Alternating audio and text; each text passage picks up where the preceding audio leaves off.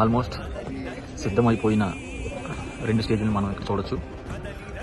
ఇది వచ్చేసి ప్రధాన వక్తలు స్వామీజీలు ఆసీనులయ్యే స్టేజ్.